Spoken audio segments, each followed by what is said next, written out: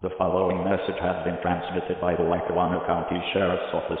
Recently, the tornado warning that was issued by forecasters at National Weather Service Binghamton was caused by a delinquent known as Alexander Josh, who got into NWS Binghamton simply by putting that he had previously worked for NWS Detroit Pontiac on his resume and telling NWS Binghamton to go back to radar school. Alexander Josh has been taken into policy custody and fired from the National Weather Service. This message will now terminate.